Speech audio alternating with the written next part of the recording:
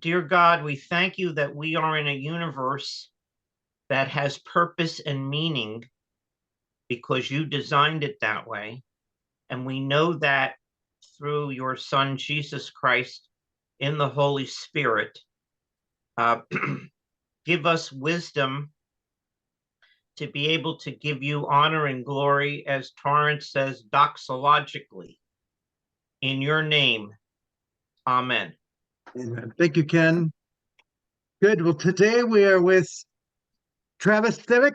And Travis, I'm going to have you just give why you have a little background to this chapter, Theological Science, within the book, The Grounded Grammar of Theology by T.F. Torrance, one of three that a couple of years ago, Harry McGruder said, if you're going to do some foundational books, this was one of the three that he gave to look at. And so I asked specialists, there you go, specialists in this field to read it, and you are certainly one at the top of that list. So give us just a little bit of a background as to why this chapter fits you so well. Well, why you asked me to speak on it anyway is because my exposure to T.F. Torrance was during seminary. I was a student at the University of Dubuque Theological Seminary, where I was studying under Elmer Collier, and he introduced me to Torrance, and I got into took a class on this, on the Trinitarian theology of T.F. Torrance. And in addition to kind of the major textbooks, which were things like the Trinitarian Faith, the Christian Doctrine of God, Mediation of Christ, he also had a list of recommended readings that I'm sure nobody but me bought. But it was things like Reality and Scientific Theology, Reality and Evangelical Theology, and all the rest. And so I tried over the course of a couple of years to get a hold of all the Torrance I could get my hands on. Found myself just fascinated by his work generally. And I found myself just page after page saying, he is answering questions I didn't realize that I had. And I began to realize that some of it, at least, was, I think that we in the church sometimes train ourselves not to ask certain questions. And he was not only willing to ask them, but to answer them, and doing so in a very compelling way. And I remember just really I just crawled inside of books like Theological Science and all the rest. So you talk about these foundational texts. I'm just waiting for the time when you announce we're going to do things like Theological Science and Transformation, Convergence, the Frame of Knowledge, and I'm just going to try to volunteer for all the weeks that I can, because those are really, I got really excited about his epistemological work. I will announce today that the next book we'll do is his doctorate work, the Grace and the Apostolic Fathers, and then we're going to do Theological Science. All right, fantastic. I love so anyway, anything in theological science. We'll begin it in 2024. All right. So yeah, I really got excited about his epistemological work. My undergraduate work was in mathematics. So I just find some of that really interesting, some of the logic and the distinction between, like coherence statements versus empirical statements, and just the training that I had in the pure mathematics, I think was helpful for at least finding it very interesting and understand that connection. And so I was really excited. I after reading Torrance and getting excited about his vision of science, I picked up Alistair McGrath's 3-volume Scientific Theology, and I kind of rated his footnotes and bibliography to just see what else I could read on the topic. And I had the remarkable observation shortly after that I had kind of gotten the impression that the way Torrance talks about things and how Torrance scholars sometimes talk about things is Torrance will say things like, this is what scientists believe. This is how science is like these days. And what I became aware of very quickly was, no, that's not necessarily the case. that it is a very particular perspective on understanding of how science works. I think it's a very compelling one, but it is one among others. And I just found myself fascinated. Kind of the central conundrum that got me really working towards doctoral work was I found myself reading a collection of essays that had to do with scientific realism. And I found myself over and over and over again finding the anti-realists just running circles philosophically around the realists. And I couldn't figure out why, since I had this commitment towards realism. And I began to realize that there was a massive difference between the kind of realism advocated for by people like Torrance and Einstein and Polanyi, and what has gone by the name of scientific realism in the mainstream. And so that kind of drove me towards really trying to unpack what is cataphysic knowledge and all the rest. And so my doctoral work has been published as Encountering, I got my little fuzzy background here. This is not good. It's Encountering Reality is what it's called. T.F. Torrance and On Truth and Human Understanding. And so I'm sure I'm going to refer to that at some point, because we talk all about ultimate beliefs, and I have a whole chapter devoted to ultimate beliefs in that. Right. So I'm just very fascinated by Torrance's epistemological work, and so that's why I think I was asked to talk about this. Excellent. Thank you for that. And there are upcoming issues of Participatio that will deal with background in science and kind of issues in science, I think, for T.F. Torrance. Do you see yourself writing any of those articles? Yeah, I kind of forgot they were coming up until like a couple of days ago when Kerry sent out his information. Yes, Yeah. I'm intending to write an essay on Torrance and his use of Einstein, Excellent. but I'm not very far along on that yet. Well, that's okay. I think you still have a couple of years maybe. So these things take glacial speed to get where they're going. So good. But I will look forward to seeing what comes up with that. I'll be doing John McMurray and T.F. Torrance and the scientific aspects of McMurray's work as well. So anyway, that will be fun to see that all come together. So theological science, this is chapter 5. There's 6 chapters in this book. Why did, I mean, it seems like this is really foundational stuff. Why is it so late in the book? Why is the stuff here that's dealing with the ground of our philosophical, theological, epistemological thinking, why does it appear so late here? I was really struck when I was going through this carefully to realize that in so many ways, this is really, it's almost like a footnote to his earlier chapter. Where was that? Where he talks about, in chapter 3, where he talks about those 3 masterful ideas. And he's talking about, in some ways, this is just kind of an elaboration of it. I was just really struck by the fact that this unpacking of these Einsteinian aphorisms are interesting in as much as it's backwards in a way from what we sometimes see in Torrance, that he's using these Einsteinian aphorisms to get at ideas. It's almost a chapter that's dealing with like apologetics to a certain degree, in the sense of he's saying here is a secular scientist who has come to very similar convictions as we have by very different directions. At one point, he talks about that we have learned these things through Jesus, through Christ and God's self-revelation, and yet he has a grasp of it. And I was struck by, in some ways, a crucial distinction I see between how Torrance talks about reality as compared to how Roy Bhaskar, for example, does. And Torrance starts with who is God, and talks about creation. God is creator. God's revealed in Christ as creator, and then draws some conclusions from that. Whereas Bhaskar starts from, it is not necessary that science is possible, but if it's possible, what must the world be like in order for that possibility to be real? Kind of an analysis for material causes.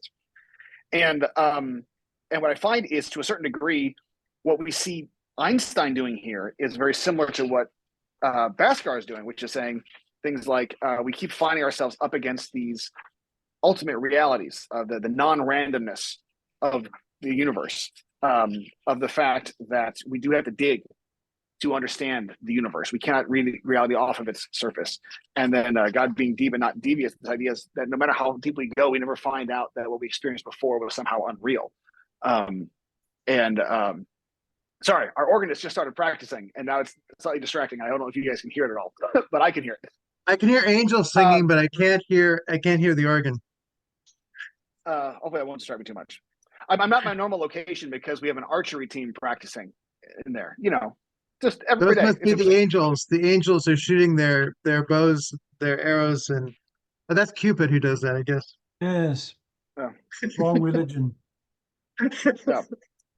So what I was struck by, in some ways, this is approaching a similar topic to his earlier chapter, but in a somewhat different angle. And it's almost like he's trying to say something like we're coming at this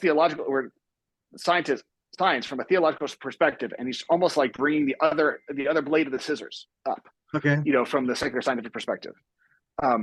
Was just struck by this idea of so much of what Torrance wants to say here is that these are ultimate beliefs without which we cannot operate in science. We fundamentally cannot even beginning with science, and we are in them in so many ways, like a fish is in water. And so it's easy for us to forget the fact that these basic ideas have distinctly Christian pedigree.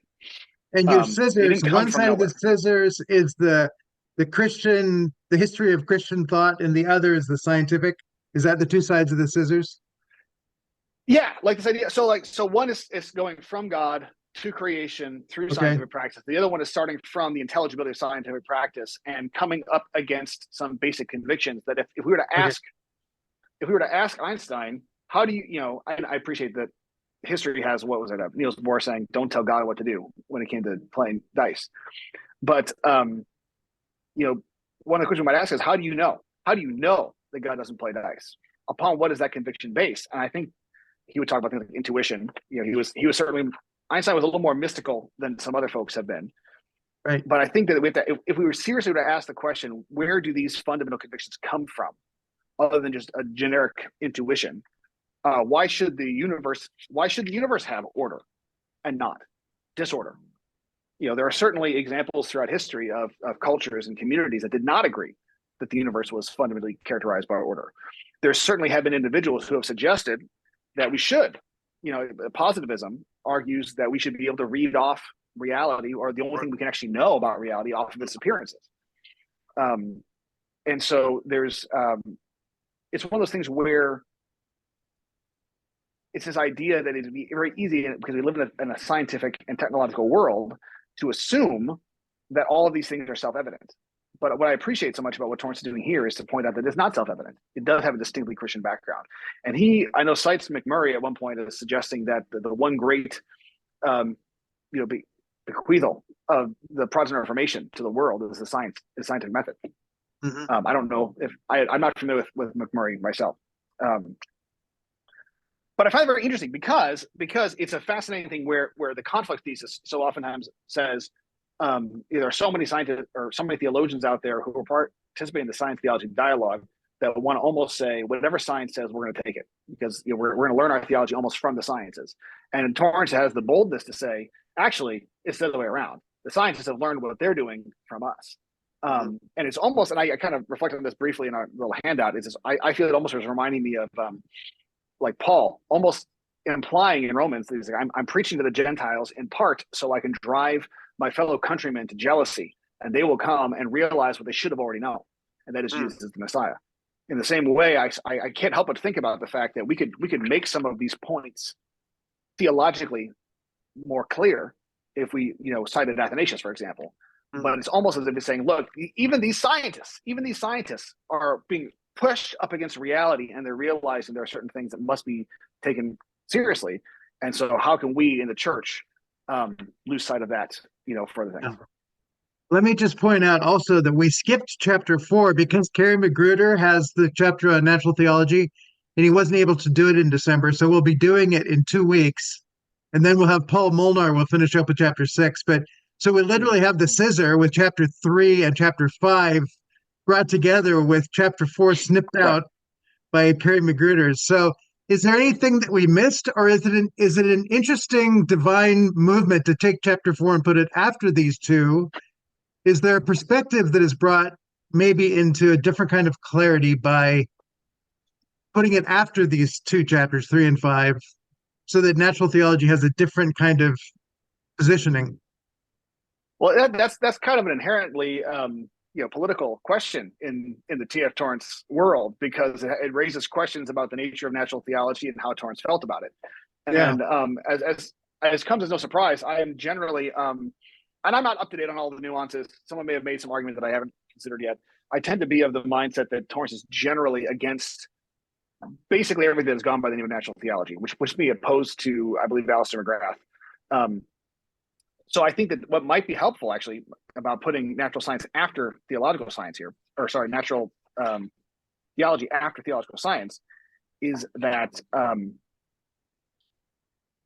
once we've acknowledged, because what Torrance is doing here in a chapter called theological science is he's doing almost this kind of reoriented natural theology or theology of nature, where we're saying, what can we conclude? And so it might be possible that if we have this in this order, it may shed light on what exactly he's doing with this revitalized transformation of natural theology. But I know enough about the debate within the Torrance scholarly community about natural theology to know that I don't have the intestinal fortitude to really wade in there. I don't love fighting with Alistair McGrath and Paul Martin that much. I think we do well enough to just read Torrance and agree that we understand what Torrance says. Yeah. Whether or not he's right, whether or not he won the day, whether or not there was a hole in his argument you could drive a truck through, are not what we can settle today. But we can at least try to say, okay, here is the structure of his argument, point one, point two, point three, point four. Incidentally, Marty, I wanted to drop in here that I went back and I looked at my notes from the fall semester of 1973, and Tom was lecturing freshmen on the three aphorisms of Albert Einstein. So he already had, in some cases, word for word, what he reproduces here. And like any busy scholar, I suspect that this lecture has its origins in lectures that he had already delivered at New College and perfected. But the whole last part having to do with eschatology and teleology is completely new to me. So apparently he did not. I will guess. I'm just supplying this because he doesn't write me and tell me these things. Between 1973 and 1976, this is where his growing edge was, because he's very often comes back to this notion that there's if the universe had been 1 degree hotter, life would have been impossible. If it had been 1 degree cooler, life would. Those kinds of close shaves with death, he loves to bring out, and I usually would reckon that to his basic evangelical apologetic. Every once in a while, he just likes to sit back and look at nature and go, gee, what does that mean? And in an old-fashioned natural theology way, it might mean that there's a God, or it might not. I mean, he never pushes it too hard, but that's not his main point here. Yeah. It really is. Right. Well, I find it interesting. Ken McCurry had his hand up there. I just want to acknowledge. Oh, sure. Did you want to say something, Ken? Yeah, I wanted to, if it's appropriate, to change to another aspect in here. On page 116, when he's talking about the Byzantine dualism and pictorial icons, and then over in page 127, when he's talking about the tragedy of Chalcedonian formula and the Augustinian dualism, I need some unpacking and light to try to figure out what he's talking about. He doesn't like icons, I guess. Well, which you have to understand it appropriately. What's happening here? How does all this follow through? Travis, I'm gonna let you take that one. Right. So I'm trying to think about this. So it's funny. When you say iconography, my first thought is actually something that does not show up in this particular treatment, which is interesting, because he'll talk about this idea of the dais on which Christ is made to sit diverging rather than converging as you normally would with the lines of perspective. Wow.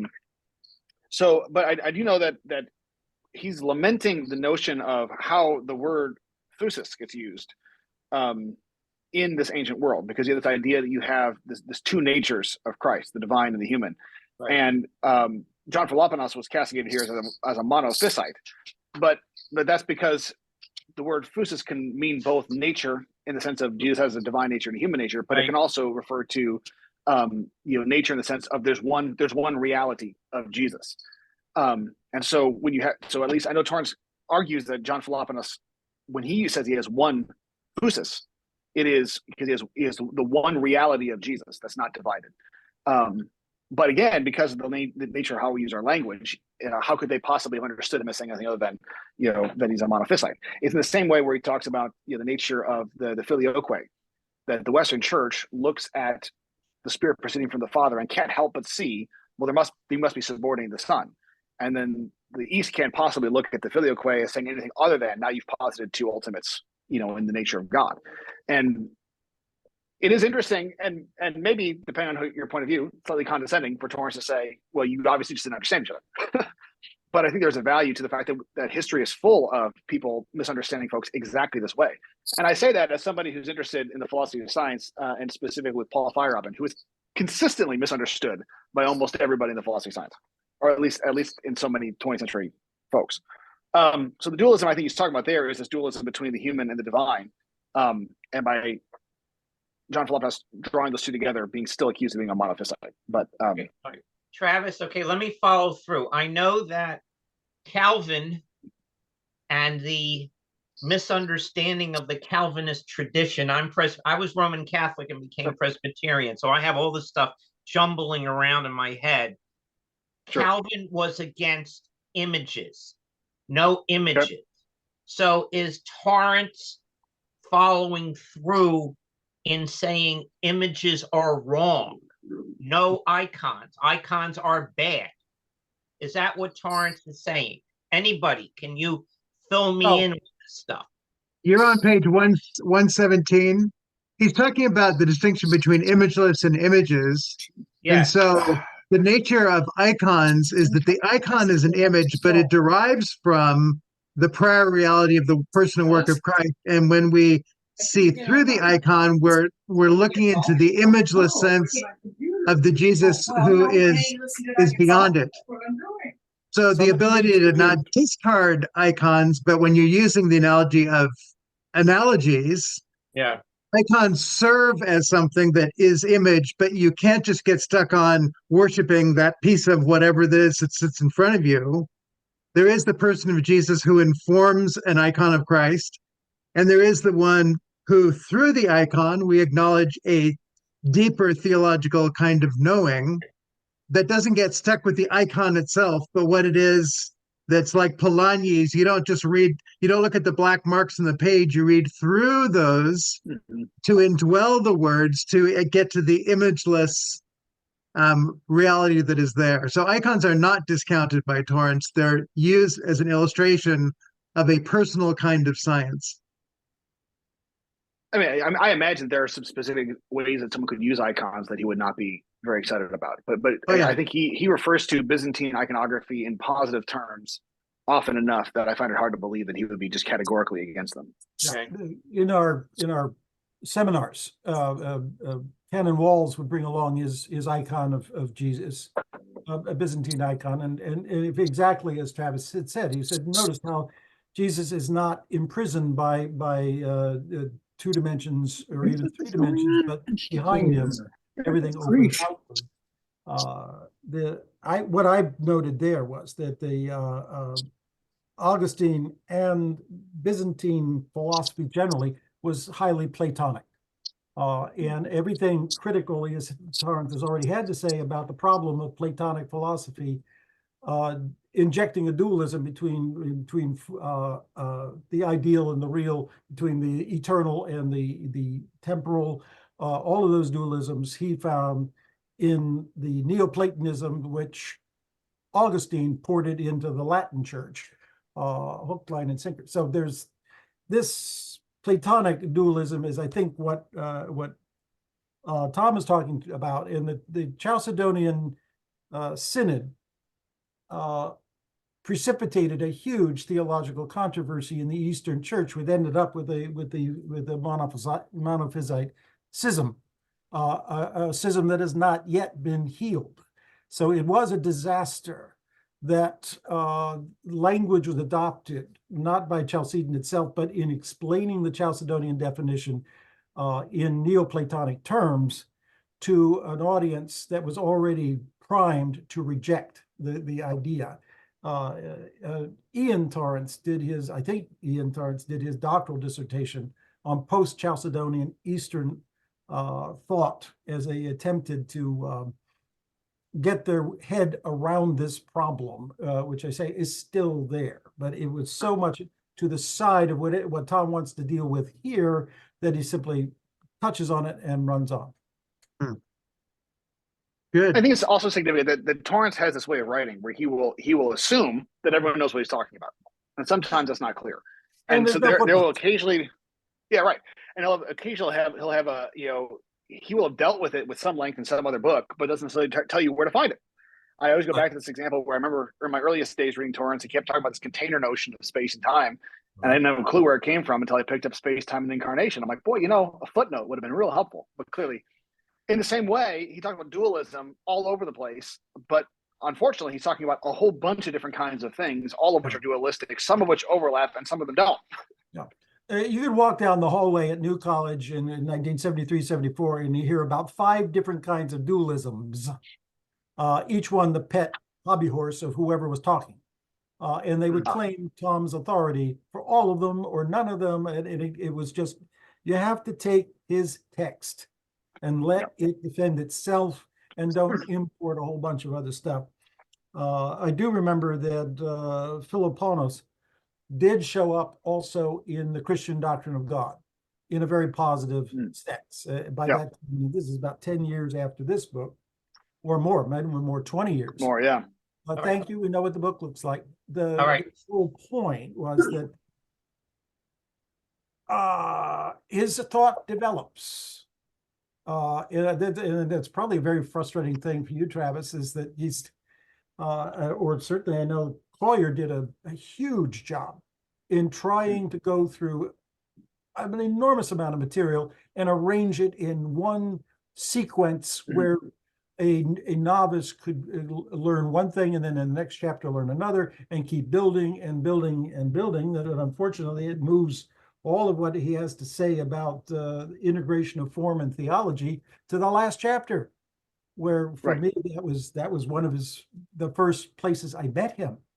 I had spent a lot of time in undergrad and grad school dealing with American struggles with Locke bequeathing an idea between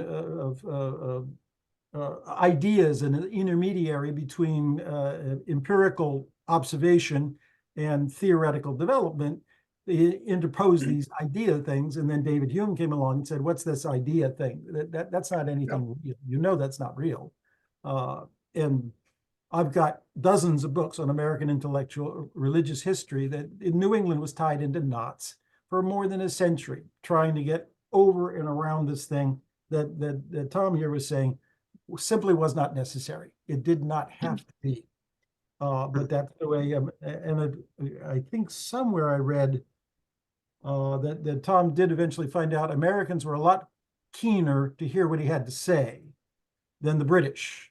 It might have been an observation of Polonier, which does not surprise me. American, like Ken McCary and all of us American types who have dealt with a lot of these philosophical principles, very much remote from the German or the British context, find Tom very much more informative in getting over these stumbling blocks and into doing some real theology.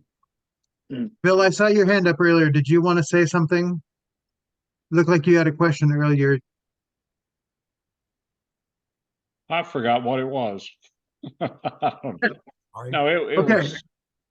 No, thank you. That's if it comes up again, let me know. But that's good. So I want to go back to your handout some. You just have this very nice and interesting comparison between the kind of the history of missions, which is an interesting thing to lay alongside the science and theology conversation.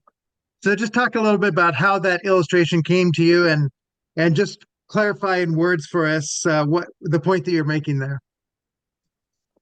Well, I mean, so I'm hardly the first person to make the suggestion that in many ways, one of the biggest flowerings of the 18th century and 9th century missionary movements was to take the gospel to the farthest reaches of the earth. And now what we're seeing in many ways as the West has become increasingly secularized, increasingly, atheistic, that we have missionaries coming from other places to remind us. Now, on the one hand, you could argue it's completely irrelevant because we all should know this. This is part of our heritage. It's all part of our history, et cetera, et cetera. But clearly we don't. Clearly we do need to be reminded of it. And in many ways, hearing about it from another perspective might awaken within us, a reminder of, this is not something that is foreign to me. This is actually part of it. And some of this, maybe part of my interest in that general idea is so being a Methodist, being a Wesleyan, is that John Wesley, in his early days, was meeting with Moravian Lutherans, and they kept telling him, "No, you're saved in a moment. You're not. You come to faith in a moment. You're justified in a moment." And he said, "No. It has to be at the end of your life." And so he finally became convinced that it was part of Scripture, and he finally became convinced that people actually did experience it that way. but he still had a big stumbling block. He says, oh, this is not the doctrine of the Church of England. Well, then he goes back to the official homilies of the Church of England, and it turns out, guess what? It's there too. And it's one of those things where, on the one hand, he's sitting there saying, I've read all these homilies before. I theoretically knew all this stuff, and yet he didn't have eyes to see what was there. And my comparison here I was reminded of that reality that we have, in Methodist in Iowa, we have a fair few, pastors from Africa who have come to America, and and a lot of them had very successful ministries in Africa. And I can't help but think that they came to America as a part, to bring the gospel to a country that had forgotten. And so in the similar way, I see it being similar here with, Einstein and all the rest. And here we're hearing this voice that talks about contingent intelligibility, deep reliability of creation and all the rest. And we're hearing about it, from what we might think of as being the tongues of savages. And yet it is reminding us of things that we already should know, that in fact, these things come from a Christian background. And so we have the very first sentence in this chapter is, in an earlier lecture, I tried to show the development of Western science is profoundly indebted to three masterful ideas that are produced out of classical Christian theology, as it thought through the relationship between the incarnation and the creation. And the very, very last paragraph of this chapter, he says, what have I been trying to show in this lecture, or doing this lecture? I've not tried to show that Christian theology is based upon the new science and its remarkable opening of the universe, but that even if we succeed in trying to think theologically, but the point being that I'm trying to show that, in fact, in some ways, this new science is built on, driven back to the great truths of classical Christian theology that we have already reached in different ways on the proper ground of God's self-revelation. So we have this, it's almost as if he's trying to say, what I'm really trying to do is I'm going to use unfamiliar language to speak familiar truths in the hope that maybe you'll see it, maybe people will hear it in a new way and embrace our birthright, so to speak. Right. So the nature of this chapter is dealing with reality, both as we experience it, but saying what we experience it is only a beginning of the conversation. And I mean, he, in a sense, is the missionary who's coming from a foreign place to speak to us, who should know better, and to say, even some of your prophets, i.e. Einstein, have seen this, and let's just see what it is that is there, in a sense. So it's kind of a Mars Hill come to Jesus moment. Yeah, I can see that. What I think of a lot of times is every once in a while, someone will suggest to me, like, oh, you must be very interested in apologetics. And I said, well, it depends on what you mean by apologetics. If you mean, let's have fights with the Darwinists and all the rest, I don't know that I really am interested in it. But Yeah. this is a story that's not my story. It's Elmer's story. I never met TF. In fact, he died just as I began to know who he was. And but supposedly, at least, he was visiting Elmer in Boston when he was doing his PhD there. And in doing that, he was getting a tour of MIT. And supposedly he said, that this idea of going to go do some evangelism for these atheist scientists, that he saw what he was doing and bringing the gospel to bear on every aspect of our lives, even the way we think, not just how we live and how we behave, as a fundamental form of evangelism. That is about the idea of evangelizing the depths of our culture. And I really think that that's what he's doing here. He's really trying to say, let's bring the gospel to bear and realize that what we're doing now, no matter how much we sell it, I mean, this is not my commentary now, no matter how much we try to sell the conflict thesis, no matter how much we try to say Christianity is in the way of scientific progress, Christianity is against science, all the rest, if you actually look at where science comes from, it is certainly deeply consistent with Christian faith, if not overtly reliant upon it in its origins. Now, once it's been injected into the intellectual current, it can be taken by other people and used in different ways.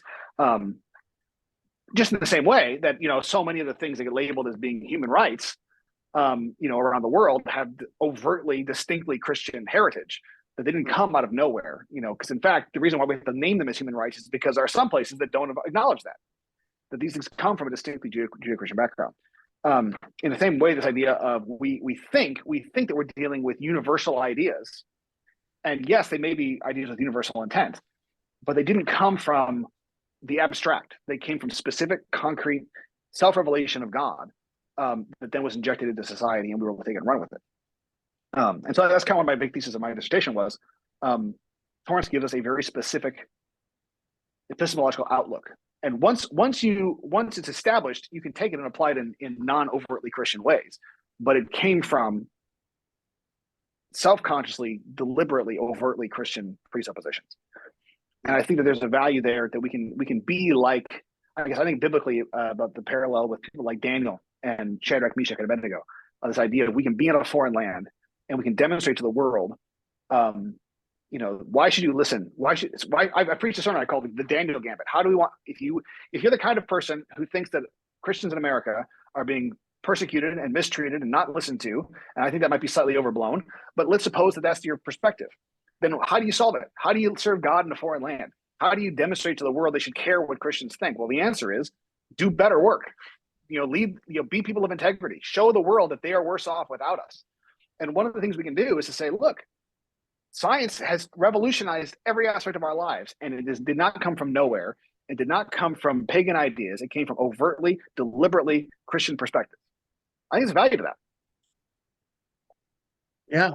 Ken, I see that. I'm preaching more than I love it when you do that. Gordon Fee used to do that too. When he taught, he preached, and when he preached, he taught. Ken McCarry. I want you to describe. A half hour ago, you were talking about realists and anti-realists, and if you could describe that, because I'm a big fan of N.T. Wright. I've met him. I've read a lot of his stuff, and he very much says that his methodology is critical realism. So how is realism and anti-realism, and explain what you're talking about, Travis? All right. First of all, you have to know me personally. I cringe when I hear the word critical realism. And the reason why is because everybody wants to talk about being a critical realist. And when you ask them, well, what do you mean by being a critical realist? They say, well, I mean, you can't just read reality off of the surface or off of appearances. Even Protagoras in the Socratic time frame, he also didn't think you'd really read it off there. So I roll my eyes because I don't know anybody who actually affirms what gets called naive realism. Okay, let me put that aside. All right, so I think it's a historical point, and that is what goes by the name of realism. It depends on what do we mean by what's real, and I think that 1962 is a fascinating year in the philosophy of science because two things were published in 1962. One of them was Thomas Kuhn's Structure of Scientific Revolutions, and one of them was an article called the Ontological Status of Hypothetical Entities by Grover Maxwell. And Grover Maxwell essentially talks about is kind of the what I see at least as being the fontal source of this idea of what goes by the name of scientific realism for the rest of the 20th century. And that is basically we should treat our theories as real because they seem to work. And what better way to explain why they work than that they're real and the things that are in them are real. But the fascinating part about that is that's not how Torrance talks about things. And you have realists who are saying things like, we need to tell a story that is accurate about the nature of the world, a true story of these details. And I would argue that, in fact, that is a side benefit of Torrance's view of encountering reality. We have a theory that facilitates us making contact with reality. And then reality being what it is, and having a rationality that's deeper and more profound than anything that we can ever articulate, really bursts out of our formulations, and then we have to go back and reformulate them. And I think that is an important thing, but it is in so many ways, like take Roy Bhaskar, where he makes a common point saying that if we want to be ontological realists, we have to be epistemological relativists. We can't cling to our specific designations, our specific theories, our specific articulations of how things are, because we have to continually let how things are challenge those very things. And so I really do see a distinction being made going back to 1962. Sorry, I speak too quickly even for myself. As being a massive difference between so much of what goes by the name of scientific realism, and I should have these names on top of my head. There's a Boyle, there's a handful of other folks who would be scientific realists. Stathis is another one who wrote a book on scientific realism, and it just is. I read it from a Torrancean perspective and just say, you are barking up entirely the wrong tree. This kind of realism. Let's say you win the day, it doesn't do anything. At the same time, the anti-realists like Bas van Frossen and Paul Feyerabend, and to a certain degree Thomas Kuhn, were making these points about that we can't necessarily. So I'm sorry, I'm not speaking a straight line because I was prepared for this question, but I care about it. Thomas Kuhn argues that it's not just simply our observations; it's something that's deeper than that, and our observations, our theoretical framework, can shift over time. And the point that Hilary Putnam points out is that we've been wrong so many times. Why do we think that our current stipulation is correct. And part of the point is that's only a problem if we think that when we say the word atom, it has to mean the same thing at every level, in every circumstance, and all the rest. And then we have to ask the question of, well, was Rutherford right or wrong? Or was Niels Bohr right or wrong? And the answer is a little bit of both, but that's only a problem if the truth that matters, if the realism that matters is that we can draw a one-to-one correspondence between our statements and reality. From a Torrance perspective, these ideas of theories as disclosure models, we look and we say, we take Rutherford's view of the atom and we encounter atoms and we run experiments. We try to probe at those. We realize that, in fact, atoms aren't really like plum puddings at all. And so they really don't function that way. And so Niels Bohr comes along and proposes another view. And then we probe into that. And Bohr's model is what like everybody and their brother thinks of as being an atom. Well, we don't think that that's actually what atoms are like anymore. But it's not because Bohr failed. It's precisely because Bohr succeeded at facilitating contact. And so I think that N.T. Wright is very much more a realist along the lines of Torrance, which is there is something real out there that is worth knowing, that we can encounter, and that can challenge us and can challenge our presuppositions. And I think that N.T. Wright, he has a much more literary approach to realism than Torrance does, but I think that they are largely aiming at similar targets. Is Alistair McGrath a realist or an anti-realist?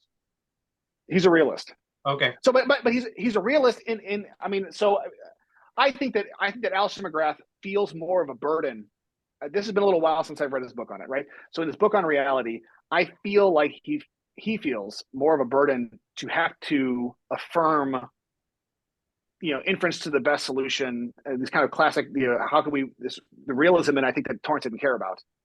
I think he's more interested in defending that view than Torrance is, but I think at his core, I think he's much more along the lines of Torrance. I think he's just slightly distracted from time to time. Look at me being very condescending to a person who's published more than I will ever, read, let alone publish. You just get to be you, Travis. That's okay. I'm not sure it's helpful to say, is this A or B? A or B? Because the whole premise is that you've already understood person here, and now you're trying to categorize, put in this bin or that bin, when most of what Tom is saying is there aren't any bins either, and you aren't advancing the argument any direction by making all these forced choices into forced categories. The scientific thing to do is sit back and let the whole subject talk to you, dialogue with you, so that you can come to your own decisions about where somebody sits on these things. The only time critical realism came into my educational purvey was when I got to Princeton, and Bruce McCormack was talking about the critical realism of Karl Barth's theology. And I asked him, what do you mean by critical realism? He says, not Kant. It's post-Kantian. And then he moved on. I've never read Kant. I've not read Hegel. I've not read, and somehow I managed to understand Torrance just fine. It is more a matter of, in the history of philosophy, it sometimes matters where the theologian you're dealing with is drawing his or her vocabulary. But that's where Bruce McCormack was. We cannot do theology without vocabulary. Let's get the vocabulary we need from whoever, and then as soon as it gives us trouble, critique it. That's the critical part, and eliminate it or change it or modify it. The whole process Tom is describing here as the scientific method. That way, nobody is a heretic. Nobody is damned wrong. It's just that nobody is 100% right, and you're able to freely move all up and down through there, choosing the concepts you need to express what you see going. But I think Travis's comment that the realist believes there is something out there beyond my feelings about it, or my perceptions about it, or my preconceived notions about it, that is against a radical subjectivity that was the big criticism of science and religion about 150 years ago, that, well, it's, since Hume's demonstrated that we can't know anything, let's just, you make your stuff up, I'll make my stuff up, and we won't talk about it, as if one is right and the other is wrong. That's fortunately, that all collapsed. And one of the things Tom noticed is that it all collapsed because science found it a big pain in the butt and rolled right over it. And the empirical truth of scientific inquiry demonstrated that you could not be a philosophical absolutist about anything, because it will get in the way of your science. I'll leave it at that. It's just let's avoid the labels and the binary distinctions and try to get to what Tom is talking about in this chapter. And the Well, nature. you will like. Go ahead. Well, you'll like this. So there's really kind of three major kind of philosophical texts that you can find about from Einstein. One of them is from out of my later years. He had also The World as I See It, and he also has Albert Einstein, Philosopher Scientist. And there's a fascinating bit in his reply to the criticisms that I just think is really, I think Torrance would get along with very well. And he says, science without epistemology is, insofar as it is thinkable at all, is primitive and muddled. However, no sooner has the epistemologist who is seeking a clear system fought his way through to such a system than he's inclined to interpret the thought content of science in the sense of his system and to reject whatever does not fit into his system. The scientist, however, cannot afford to carry his striving for epistemological systematic that far.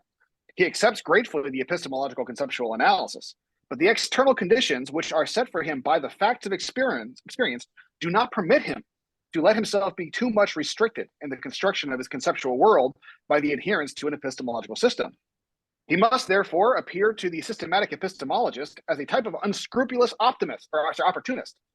He appears as realist insofar as he seeks to describe a world independent of the acts of perception, an idealist insofar as he looks upon the concepts and theories as the free inventions of the human spirits, not logically derivable from what's empirically given, as positivist insofar as he considers his concepts and theories justified only to the extent to which they furnish a good logical representation of relations among sensory experiences.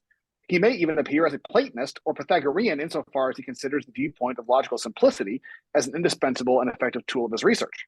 So kind of in the climax of his response to all of these criticisms and all the rest that take place throughout his book. But I really do think that, I don't know that Torrance ever cites that paragraph, but in many ways, that paragraph kind of summarizes Einstein's fundamental realist convictions that I think that were desperately influential for Torrance, or at least, if not influential, certainly he found himself with a kindred spirit because of that. I think the use of the word reality and truth is somewhat helpful here, in that, as Parker Palmer unpacks the word truth, we've made truth something in our head, hence dualistic. But the word truth comes from the word troth, as in to be betrothed to, and so it's a commitment in relation to the reality of another. And so to say in theological science, we commit ourselves to our thinking to be true to the nature of the reality, particularly the personal reality of God who is revealed. And because it is this relational way of being, our science will always have a relativity dimension, which brings in Einstein's work. It will have this sense that you can never think Kantian, because you either choose to think about the subject or the object separated. And if it's just subject, then you have truth as a abstract concept, and the question about how well one knows without just projecting onto reality comes into play. So to say, this chapter seems to say, let's get at the truth, but the truth is binding ourselves to the nature of who God is and what the physical world is like, and to allow that to be a dynamic engagement, so that whatever we call truth, as you say, is part of a community movement. And I think Polanyi here with a society of explorers, which the church could be a society of explorers who are in the business of doing this theological science together. And as you say, doing a better job than what the world does.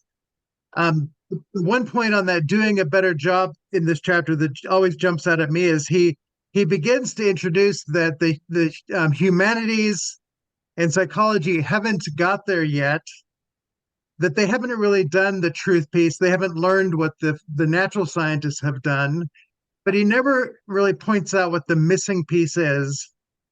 Do you have a sense of what it is that he saw the step forward would be in doing theological science that he's pointing to in this chapter as a direction that needs to be developed, but he doesn't open the door for us as far as I could tell.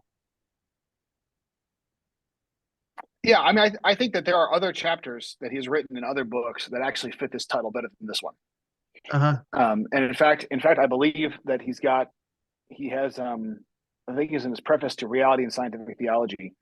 He makes a comment how he was going to call that whole book Theological Science, but he couldn't because he's already had a chapter called Theological Science. So it's fascinating that I actually think it's an interesting essay, but I think it is less helpful than some others. Okay. I think he does more in the direction of developing what he's trying to look for in some other places. I see a question here though from Todd Norquist about distinctive pedigree, and I was probably in the middle of rambling about something at that point. I don't think that Torrance ever explicitly reflected on the possibility of science flourishing in other places from a mere theism or Orthodox Judaism. My reading between the lines is that the incarnation plays a big role in the sense that it is where we can look and see who God is within our world of space and time, and that at most some of these other views, a mere theism, might generate a notion of creation as eternal. In fact, we know it did, because we know that some of the Muslim and Arabic language philosophers were, and even then, people like some other folks in the medieval Christian West were saying things like, all of these arguments point to the eternity of the world, except Genesis says it's not eternal, so we can't affirm it. So we know there was this general Aristotelian pull in the direction of, an eternal necessary creation. And I expect that it is precisely because of this notion of when God becomes a human being, we see God doing something that is new even for God. Not that God couldn't have done before, and what that means is that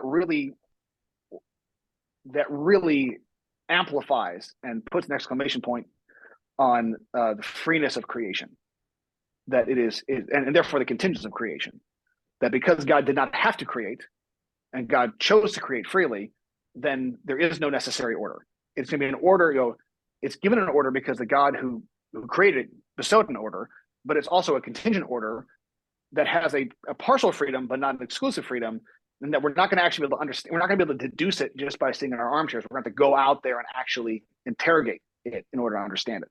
And I don't know that any other theological system, philosophical perspective has quite so radical of a notion of the freeness of creation as really amplified by the doctrine of the incarnation. So I think that he would have leaned on the incarnation in a big way on that, but I don't know more precisely. So going back to your handout, on the second page, you've listed the three statements that would be the pervasive rationality of the universe, which is to say there's order for us to understand. And you're saying that the nature of the Christian faith is that, and again, going back to Genesis, as you were just mentioning, Genesis establishes a world that is given order in the creative work of God. So I'm just trying to, in some way, translate for, when you're talking to somebody in your church, you don't say the pervasive rationality of the universe and have them kind of look back and say, those are Torrance's words. Okay, I know. Those are Torrance's words. I know, but I'm just saying Torrance sometimes needs translation. Yeah. And so to say to people, if you read Genesis presents for us an orderly world that God creates. That's one of the things that we're going to work with in establishing what we talk about as theological science. And I would hope that they would say, the people in your church would say, oh, I get that. Yeah, I see Genesis. I see order. I get that. I'm just trying to think, how do we help people to do the work of theological science and read it in ways that meet them within the context of the way they read scripture, the way they live within the community of the church?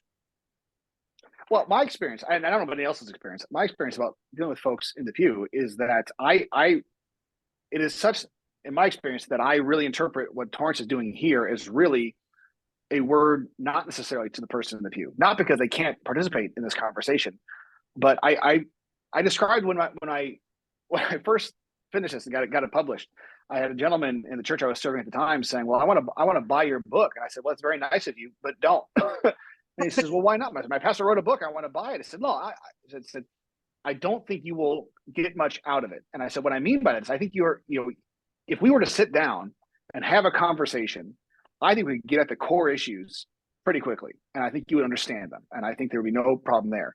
But because of the nature of the kind of writing it is, there's so many things, like now we're going to talk about dualism for half a chapter and positivism, and we're going to talk about ultimate beliefs, and then we're going to tear apart several different views of objectivity and all this, and you're going to go, who cares? My experience is that the kinds of things that Torrance is trying to convince us of in this chapter are not things that, in my experience, folks in rural Iowa worry about. This idea that, yeah, of course God created things. Yep, definitely. Makes sense to me. Sure. I think it's precisely because it's the people who have been educated into a particular perspective of philosophy that I think is really, it's a polemic in that case. Right. So, I mean, I think, to be honest, I wouldn't approach it this way in my context, and precisely because the issues that Torrance is trying to deal with are not live issues in my lived area here. Well, they may be, but it may be in a different language. I'm going to be starting a class next week on reading the Bible relationally. And, I'll say, we all think that reading the Bible relationally, is get out your psychology books and read that. It's like, no, we need to be more scientific. But what do we mean by being more scientific when we read the Bible relationally? The Bible intends to reveal a God who creates the world, who creates you, and wants to talk to you. And we need to read the Bible in such a way that we can hear what it is that God is saying. And that's what good science does. It positions us to hear what's being said. So there is a God who has ordered the world and who speaks. Deus Dixit, that's Bart's, everything kind of rotates around that. And then on the second part, talk about contingent reality, to say, and you know what? Our knowledge develops in a process. When you get to know people, who are going to become important to you, even your kids as you raise them from babies, there is a process of coming to know that we haven't kind of called getting to know your kids a science. But if you're going to get to know them, maybe it would look more like that. And maybe if you don't, maybe you're a bad scientist. Right? And when you read the Bible, if you read the Bible just to say, what am I supposed to do? That's not a very scientific reading of the Bible. If you say, who is this God who is revealed in this text? And why does that make Christmas so important? That's better science. And so I think that the question about how we speak to the people in the pew is to recognize they haven't learned to be good scientists. And if they did, they'd get a ton more out of the Bible. They get a ton more out of being part of the community of their church. And they'd ask better questions about the communities that need them to speak to them. What is it that they do believe? What are their thought structures? And what would it mean to speak to them in ways that make sense? The third one, the contingent freedom of the universe, sounds way out there, but to say that just means we are free to live within the life of love that God gives us, to develop as we would within God's presence. Let's learn to be free because God's made us free. What does that look like now as we become more free for God because God is free for us? And then what does it mean when we look at the person sitting next to the pew next to us? What does it mean to be free for each other? That's all theological science too, I think. So I think that what Torrance is doing here is laying a foundation that has, I think you're right, it wasn't written for the pew. But I just have this sense, if it's worth writing for the academic, then it's worth asking, so what is it that this does when we translate it into the context of the church? Right. So let me be clear. What I mean by that is, so in my environment, the conflict thesis between science and theology is alive and well. But the Okay. stereotypical person that I meet in my life says, "Yep, there's a conflict, and science is wrong." I mean, that's the more likely response. I expect Right. that there are other parts of the world where that is not the response, and so I think that in a different situation. So I think if I sit down and I say, "Hey, everywhere you look, it's got order. It's got God's order in it." You know, I think that Yeah. there are people saying, "This is not news to me. This is something that I know. This is something that I live my life doing." You know, when I go out and I go hunting or I'm out farming or whatever, this is what I see. Yeah. So I think it's a valid, important thing to do. I'm just saying that I think that the nature of the conversation looks very Yeah. different in my neck of the woods than it might in some other places.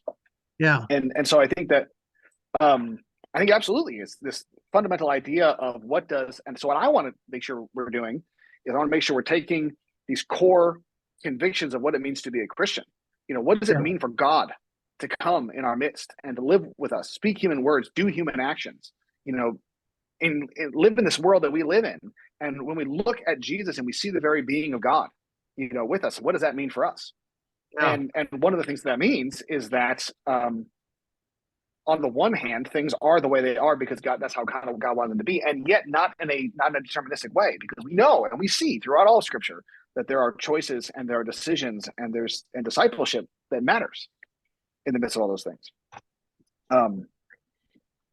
So does Einstein help then? I mean, there's a reason why Torrance is bringing Einstein, and I mean the chapter could have called scientific theology. I mean, he really uses science as the on-ramp to recognize what was already there in theology. So there's an implicit sense that theology is prior, but the logic of the chapter really builds on the scientists, arguably the definitive science of the last 100 years, and to say, you know, let's just see how we do something that's trying to keep up with what the best of scientists are doing. And guess what? We're going to discover they kind of got it all from us in the first place. But as you say in your opening section, we lost it. So let's Well, it's interesting though, listen. but I'm not sure that Torrance would have been successful in that though, because Einstein was fairly well thought of being the weird old kook who rejected the Copenhagen interpretation of quantum mechanics. You know, he was not widely respected by his peers as a philosopher. You Right. know, certainly in the same general time frame. I think that using Einstein has a significant polemic effect for the non-scientist, because when we think of, you know, the scientist par excellence, we think of Einstein. I think there's good reason to think that. But I don't know that if you were to say to, you know, an active physicist, you know, in 1980, I think that if you were to say, "Hey, we're going to use Einstein as our paradigm case of what science is," they might be like, "I don't know, we should do that," you know, because he famously, I mean, and there's a fascinating essay in one of those books where he explains that, where Einstein explains that the question of underdetermination in science is theoretically a problem, but it never actually happens, because usually there ends up being one interpretation that wins the day pretty quickly. And I just can't help but laugh that within 20 years, he was going to be on the wrong side of that, you know, with the question of quantum mechanics. So I think it's really interesting that, and what I think that helped reinforce with me is that Torrance talks a lot about science, and it's cumbersome to do this, but I think whenever he says scientists or even just science, he means people: Einstein, Prigogine, Polanyi, you know, this handful of specific scientists who articulate a vision that he's on board with, that he in fact is not actually remarkably scientifically well read, you know, as far as what's going on. At least doesn't seem, I mean, I'm sorry, that is an overstatement. That is perhaps an unfair oversimplification. What I mean is, I think that Torrance does sometimes, whether he means to or not, tends to make his kind of repackaging of science to be more all-encompassing than it actually is. It's precise that linguistic and, you know, perspective that made me think reading Torrance is basically like reading practicing scientists today, when in fact I realized there at least were differences of opinion. Now, that being said, the actual, you know, practicing, you know, a quantum mechanic that I go to for my scientific information is actually more radically willing to challenge some of the conflict thesis and all the rest than I am, even, you know, and it's remarkable that perspective. But so I think that actually, in fact, I think Torrance is correct. And I think that Einstein is correct. And this is actually how we engage as scientists, or as scientists do engage. But I think that is an argument that at least in certain quarters needs to be argued for rather than simply taken as given. Okay. And the book is called The Ground and Grammar of Theology, which points to the language that we use in doing theology. Right. And so in this chapter, at some level, he's going to Einstein for a tool chest, right? And he's got these 3 tools that he's going to use, that he's going to encourage us to use, and to say the nature of doing our work well is going to look a lot like what science does. And probably it was our idea first, but they're saying it in a different language. So Einstein, in these, little catchphrases that he used, is kind of speaking everyday language and intending to get at more complex tools for how we encounter reality, which the word in your book is entitled Encountering Reality. So we've used a number of different words for that. Is there a difference for you in encountering versus discovering, or I can't remember all the words. I've been listening to all the words that have been placed before reality so far in this conversation, and there's quite a few of them. Right.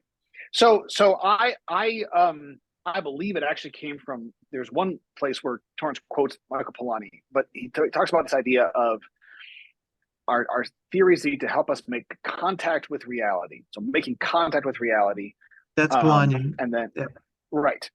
And this notion of, and so I call them encountering reality because the idea of Torrance's view of theory as disclosure models, as means through which we come into contact with reality. So the word encounter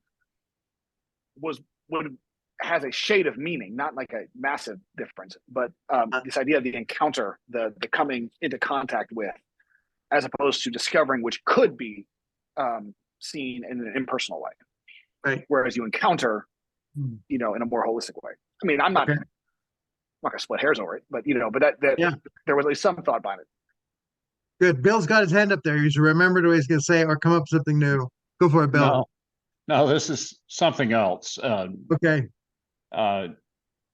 Torrance does touch on the reality in the pews on page 132 when he talks about the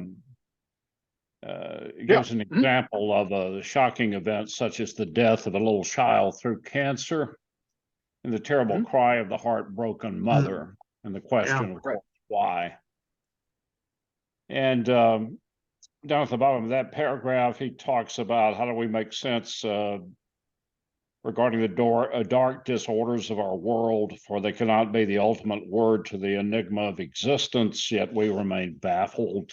And it's interesting, he uses, as he addresses the question of 134, I wish at this point to direct attention to the question of how we are to relate the divine order of redemption through God's ordering love to the kind of irrationality and disorder disclosed through scientific inquiry, not so much in the physical sciences as in the human sciences. Right. And he uses an example or analogy of music, which led me to appreciate Queen's Bohemian Rhapsody much more. He talks about counterpoint in music, the canto fermo, and how down at the bottom of 134, I'd like to extend, he talks about distance in music, distance in the world. He says in the middle of that paragraph, he says, I'm not a musician, although I love music, but what I find difficult to appreciate in a modern way of resolving dissonance, the result seems to be not so much more sometimes than a clever ensemble, a symbol of musical events in which, theologically speaking, there is no forgiveness or sins, no absolution, since dissonance remains. And he talks about this dissonance down at the bottom again. I'd like to extend to it, bring the role of counterpoint, in which case we would think of the canto fermo as calling the broken symmetries of the lower level into the contrapuntal relation to it. Synonym for that, I had to look that up. Contrapuntal. What did you find? Polyphonic. Okay. An example of polyphonic is Queen's Bohemian Rhapsody. and the Beatles,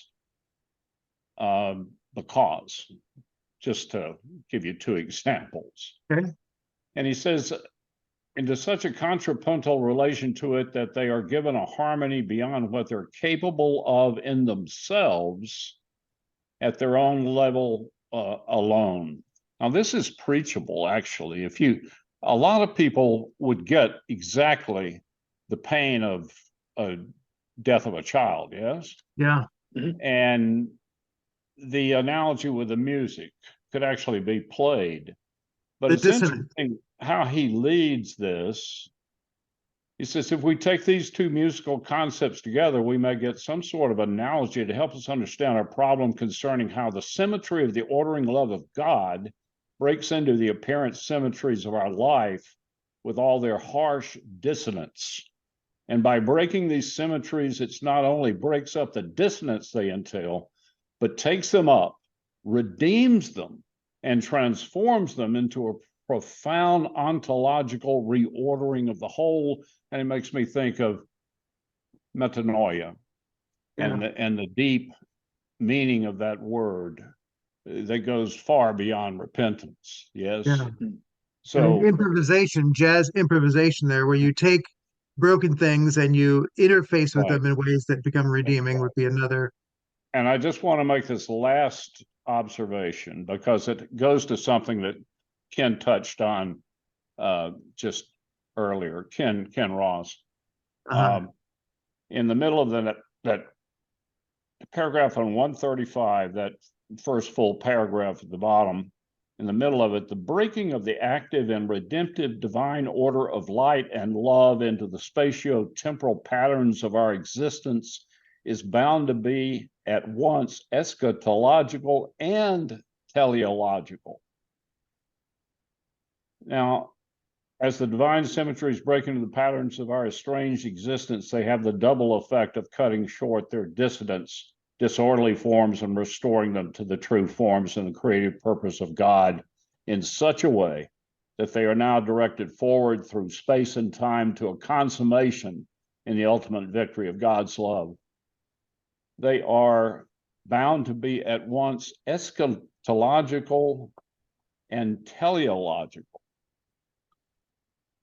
Now that's interesting to me because he calls Christ the eschaton, but can we call him also the telos? How do you speak to that, Ken? That both at once the eschatological and I understand what it means. Eschatology is end. I read an interesting analogy of this, of eschatology and teleology, that you consider a rose, and a rose reaches its teleological purpose when it's fully mature, fragrant, beautiful, but it hasn't reached its eschatological point, has it? Until it withers and dies, and it's the end. But the purpose, the telos, the beauty and the fragrance and all of that is achieved. Does that make sense to you, Ken? You mentioned just briefly his eschatology and teleology. In and I couldn't hear what you said. Section of his essay, Tom is trying to say modern scientific method has a lot to teach modern theology, because modern theology has just lost the thread of the argument. And in the absence of modern theology being able to encounter science as it is being practiced in our culture these days, people are reverting either to feel-good psychology and then add a pious gloss, or more almost a legal fundamentalism of propositional truths that must be accepted or either by the authority of the Catholic Church or the authority of the Bible. And in this section of his essay, he is saying if theology learns from science to affirm these three propositions, now what can theology say to science? And it's at that point when he talks about evil. Because most scientists practicing technology and invention and discovery are not looking for evil. There's not a woof of Right. sulfur going around the laboratory unless you will bring it in and burn it. But when you look at a movie like Oppenheimer, you see that the most scientific of minds were profoundly terrified of evil and the evil they were capable of. They had no idea what would happen when they pushed that button. Would they end the human race? They didn't know. And so that it's at this point where Tom says the church has something to say to this dissonance. Because even Clifford Geertz, in his book on the sociological interpretation of culture, says the one thing most anthropologists will see as a profound experience of evil breaks up almost every cultural attempt to understand it. It assaults meaning at its basic level. And anthropologists they'll draft workarounds or they'll do relativistic things, something on the line of the music and order and the like. But the fundamental terror that evil inspires in everybody, science has no answer for. And I wouldn't look to it for answers. Theology has had answers, but has lost the thread and the inability to bring it to bear on these structures of meaning that need to be underscored, held up, in some cases repaired, in some cases replaced wholesale. It's where I spend a lot of my time thinking these days, because in the absence of a theology that can call bad bad and good good and back it up, you end up with wholesale relativism, and people head off into all sorts of directions, even within the pews, and say, well, the Bible says this about that, and the Bible says this about that, and they never come to any kind of an agreement. They can't.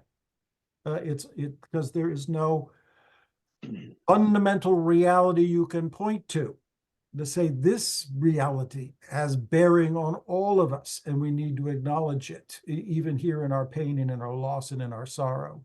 That is the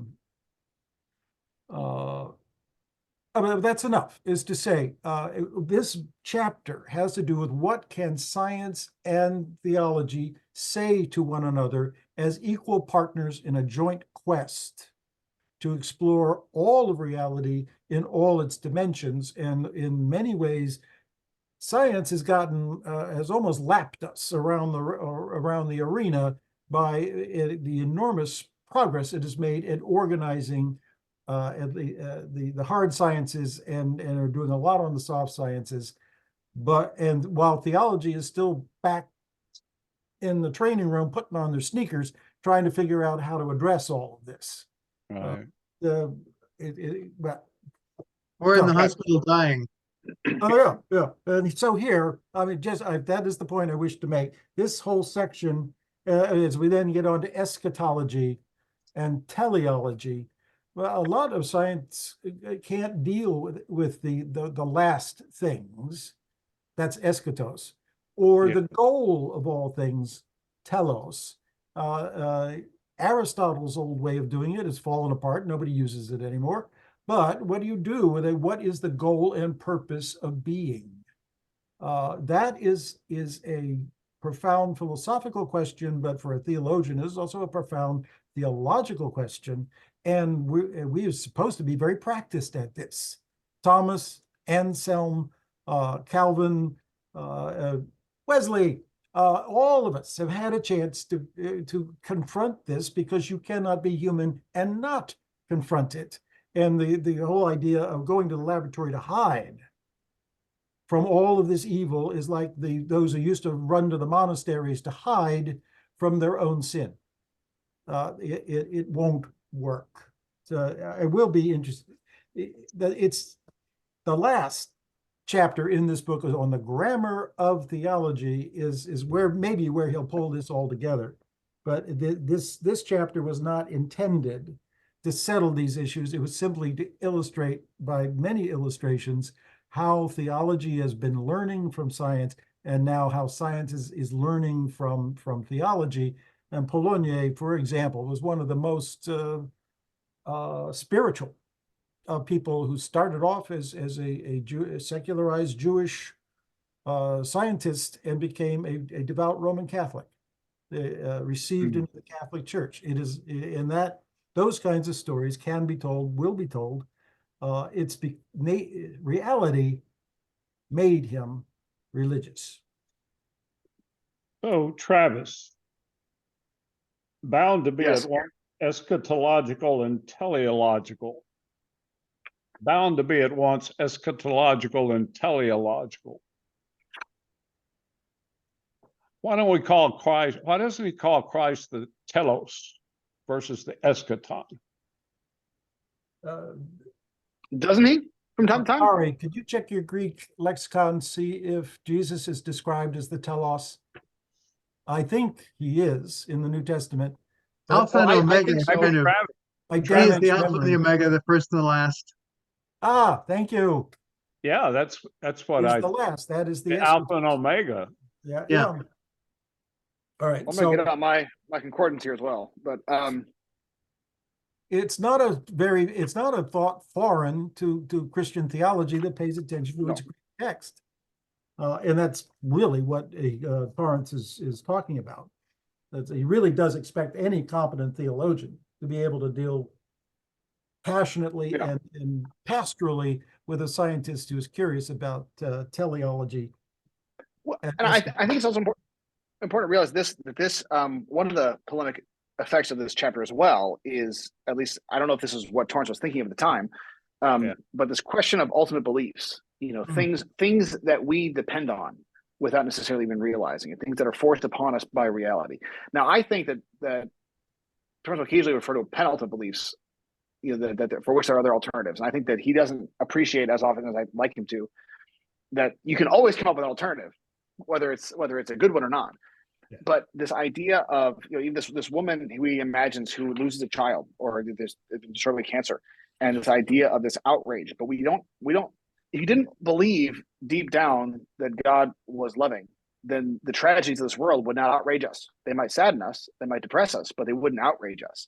Right. If we actually believed that the universe was capricious and that God was capricious and that God did not actually care about our well-being, we would go, well, yeah. I mean, how many ancient pagans were said, yeah, well, this is part of the problem is the gods don't actually like us all that much. The gods play they're easy dice. to make. That's right. And this idea of, and so I think it's interesting is that here's Einstein as a particularly capable scientist, this idea of even he realizes there are certain convictions upon which he relies that he couldn't even get started with his science. If God really played dice, if everything was really randomness. Now I appreciate that this kind of rose up and got to be an argument within the concept of quantum mechanics, which I think is more complicated than that. But this, if indeed reality really was chaotic, we could not do science. We couldn't, if the natural world, from a secular perspective, were really characterized as a cosmos, or not as a cosmos, but as a chaos, then science could not work. Yeah. And then at that point, we don't understand. One of the real questions then is how in the world, if we really believe that nature was chaotic, why does science work at all? That would be the real question. No. And so now that we started with the conviction that creation is ordered, now we can do science and we can continue to amass evidence to show that it was a reasonable set of assumptions. It'll never prove it because you can never really inductively prove anything like that. So I think that one of the things that's really valuable in our world, especially because you have, so many people in the name of science really fanning up that conflict, thesis, is that you cannot do science without ultimate beliefs. Not every conviction about the nature of the world is equally congenial to scientific practice. And that once you said that, then we have to say, well, then hang on a second, which ones are actually there? Which ones do we need in order to do science? And do they come from somewhere? No. So I really think that this is kind of providing a genealogy for science that I think is helpful for us. Like I said, in my particular context, that's not a question that most people around me are asking, but there's a lot of people in the world who are asking that, and it's helpful to have. Let me just ask you, do you encounter people that are still worried about Darwinism in the schools, evolution? That has been a lightning rod for American spirituality, because in the interpretation of somebody like a Charles Hodge, Presbyterian, Darwinism is atheism, and atheism attacks most of us at the core of our being. If there's no God, there's no morality. If there's no morality, what's the point? Darwinism and evolution did not, in its critics' eyes, did not affirm God, and therefore it had to be rejected. Now here, I mean, I know that Torrance spent time in the United States in the 1930s. He was in upstate New York near Auburn, which was the hotbed of a fundamentalist modernist controversy, all of it having to do with the authority of Scripture and how we read the text, and how we determine objectively what does the Bible teach. He did a lot of work then trying to repair that damage by saying you're not working with an accurate model of science, and you're not working with an accurate model of theology. So it's no wonder you've got conflicts. Let's back this up and work it through again, because you really do need to think this through more. But I just wanted to say that historically speaking, one of the most terrifying things for an early 20th century devout person was that Darwin had said that the natural process that governs every part of our natural life is heading towards chaos. It is the law of tooth and claw, and all of our morality is so much whistling in the dark. Well, it's even also that in when Darwin first published his thing, it wasn't so much that evolution as such was seen as an attack. It's that because there were other folks who were saying, well, yeah, of course there's evolution. Things change. God wanted to get human beings, so who cares? Developmental thesis, yeah. There's this telos here, and the scandalous thing in so many ways was no. There's no goal. There's no end. Right. This is it. There's no room for God to interact, because it's all based on a million statistical, natural selection. I think it is interesting that people like Stephen Jay Gould, who were very serious atheists, even he, as I understand it, at least his view of punctuated equilibrium, he says, maybe God would be involved in this if there were a God. And I think it's interesting that while a version of Darwinian evolution is still by a mile the kind of the mainstream perspective, there are other alternative perspectives, even among the secular scientific world, that I think are worth being aware of. Yeah. So just and the going irony back is actually the irony is that it's precisely the atheistic character of Stephen Jay Gould that actually makes that a more compelling argument from an apologetic perspective. Yeah, I have a small shelf of his stuff. I love to read it. It's compare that to the natural theology of William Paley, for example. Sure. He wrote a book called Natural Theology. He used the famous watchmaker analogy. And I tried reading it with a straight face. I couldn't. It was so silly. It is so trivial. It is so special pleading. It is constantly begging questions to try to get around and get to where he wants to go, which is that reasonable people will agree from the argument of design that there is a God. Case settled. Shut the door. Let's go fishing. That's that probably did more to disappoint good believers than any famous atheist could have said from a platform in New York or San Francisco.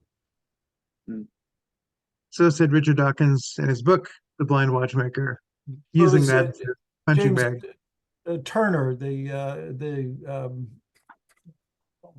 origins of atheism or something in America. He says to his taste, at the end of a long study on atheism in American thought, he says it was the Christian apologists for with unworthy arguments for an unworthy God who made more atheists than any scientist did. Most scientists do to stick within the limits of their investigations. They didn't say much about teleology or cosmology or the goal of all things. That was a philosophical thing, not what a physicist or a biologist needs to deal with in order to get through the day. But people with this kind of parlor philosophy that rang so shallow and has nothing to do with the Bible. I mean, this was the most dismaying thing. There was plenty of material there from the great classical theologians, but most of them were not being read. It was all being done by pop theologians. And I can say I just read Tim Alberta, The Kingdom, the Power, and the Glory, where he just does a sweep through the independent fundamentalist evangelical churches of the American Midwest, which is not normative for a lot of people, but it's normative there. There is hardly a honest theological expression being made in the whole thing. And it drove Alberta to sign up for seminary. He had to go back and find a real theology that works, because this stuff just wasn't working at all. Sorry, that's a side issue. But so I'm going to go back and just make sure we make the main points of the book. You've given a nice summary on the fourth page of the three major points. God does not play dice. You said there exists order. So to say that is something that both theology and science should be able to agree as your ultimate beliefs you're talking about, that there is existence and that existence is orderly. His second point, God does not wear his heart on his sleeve. You have said that it affirms that we have to dig for, and the it there, I assume, is the knowledge that we are pursuing, whether it's the knowledge of God, the knowledge of the natural world, that there is a digging involved. This is Polanyi's heuristic. Well, Torrance uses it as well, but we can't just glance at the world or observe it or even sit there staring at it for a long time and hope to really understand the true internal structure of what it is there. And for Torrance, that internal structure is required both of the physical sciences as well as the theological sciences. Though the question of personal science, I think the question of contemporary psychology and the humanities, that they generally still don't know how to really indwell another person in the conversation, that it still defaults to structures of disorders that people are identified with having, that put them into boxes rather than really exploring the nature of the person themselves. That is not the modality. Insurance can't quite comprehend that, therefore it doesn't get researched. And that maybe is where Torrance would say the humanities and psychology have yet to discover, digging for it in the particularity of a person to understand them in the field of relations within which they exist, to provide some kind of a knowledge that then would overcome the dissonance, to use Bill's language, the musical dissonance of what is going on in the lives of persons and communities and all those things. Family systems does a little bit of that, but it still has miles to go in terms of getting that. But digging for it is saying there is a human part. Science is a human adventure, and we can't assume that our mere observing of it's going to really take us where we need to go. The digging is also a yielding in the digging. We're learning as we dig, which I was trying to think of, there's another world for that's digging and yielding at the same time. But anyway, I mean, I like your word dig, but part of that whole being taught by reality, I was wondering if there's a nuance for that would add that dimension. And then the third one, God is deep, not devious, to say that reality is fundamentally reliable, that there is a constancy in reality that we can imply. And even the nature of what we would call miracle is God working within the world, where God can bring health to eyes, broken bodies, broken relationships, that there is a reliability even in the fundamental reliability of the personal world, and certainly within the world that science would discover, whether it's the galaxies or the atomic, subatomic world. So these things are a common starting point for theology and science to do their work. And so this chapter is trying to say, you know what, folks, we're beginning with some basic givens. You can't prove that the sun's there other than looking and saying, yep, there it is. And you can't study the ocean without digging, or diving, in that case, diving into it at some level to find out what is there. And what it looks like on the top is just not enough to really understand what's there. Scientific work will have to engage in that kind of way. The nature of the reliability, I don't know if that's as intuitive for people just to get that it's reliable. I think people, if you say the world is reliable, they'd say, yeah, well, the sun comes up, but it does vary with patterns. I mean, the whole nature of the beginnings of studying the stars and the movement of the planets, and that there are planets, and then is, what's the center? Is it the sun or the earth? That was all ultimately deciding that there are reliable things there. I don't know that people are as compelled by reliability as the first two. The Erik Erikson used to talk about basic trust. Is it infants that fail to learn to trust their environment even while they're not even 1 years old, are damaged by that failure. And who knows, I think autism might be described as an inability of the infant brain to acknowledge the reality of anything outside of itself. Or how to deal with it. So I would say that the failure of basic trust is the wellspring of all of this suspicion that everybody's up to something and it's no good. Right. So find out what the politicians are doing and tell them to stop it. It's all part of And your illustrations are all in the social and the personal, and I see the application much more there. And attachment therapy, the well-balanced child is the one who is in a secure relationship with parents, and the other three forms are all some form of dysfunctional form that doesn't have that security. So I think that's a well taken point. And within family systems thinking, a family is an emotional unit. For most family units, the glue that holds them together is anxiety, which is what you were just pointing out, the dissonance of the anxiety. What will mom say? What will dad say? Will I get in trouble? Will I get hurt? All of those are defaults to our dysfunction of really developing in families of love and relationships of trust, as you point out. And that this may be one of those places where theology has something to really say to a world that has lost trust in government, medicine, all of these things. There's such a breakdown to even rediscover what does trust look like. That could be a real issue in the physical world. I mean, people do want to know that when they go and get in their car that it's going to start. I mean, there's a sense of reliability there, and they want to know the bus is going to show up, and they want to know that the food they buy at the store is not gone off and they're going to get sick from it. But I just wonder, as a basic scientific methodology, if you have a sense, how do we intuit in the physical world the need for the reliability, the fundamental reliability of the world that both Einstein and Torrance are trying to get at here? Well, I mean, so it was interesting that Torrance specifically highlights the role of light as the great constant in the universe. And at least I've heard it speculated, I don't know about Torrance necessarily, but I've heard it speculated that if light were to be variable in its velocity in a vacuum, like everything else that we know would disintegrate.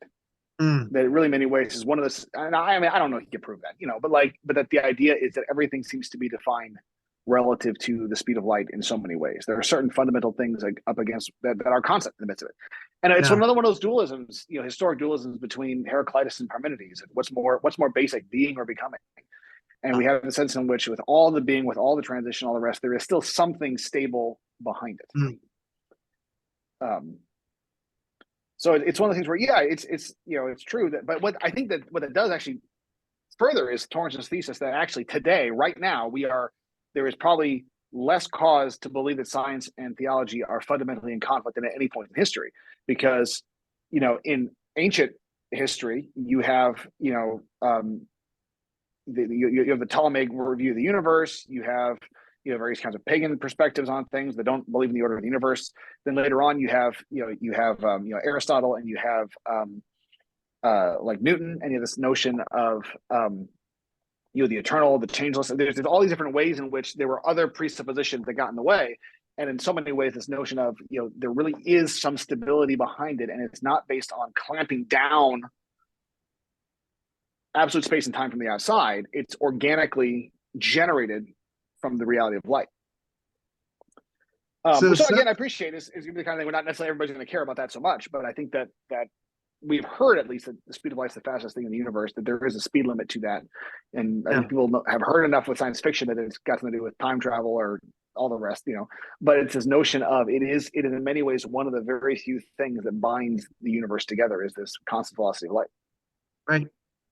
Right. There's a number of directions we could go on that, but it's just an interesting question part of the argument that we're asking about is, how do we speak with scientists and people who come to trust science and not theology to say, you know what, folks, we're using the same methods, we're studying different things. In one case, it's the domain of the personal, and in another case, it's the world of the objective, natural world, but we're using the same kind of methodology and assumptions, basic realities, to engage them. So we don't use the same tools for studying the subatomic world as we do the galaxies. And so to do theology, we have to ask, what are the appropriate tools and the appropriate community and the appropriate language within that community to actually do the investigative work to engage reality, right? That's kind of the place that I think he wants us to end up, is to say, if you just look at the nature of science and tools used appropriately, it's only what is being studied that is different, not so much that one has an authoritative method or credibility by virtue of establishing truth in a way that the other doesn't have that ability. Yeah, that's part of Torrance's larger epistemological project, that the reality you are investigating has to dictate how it can be understood. Yeah.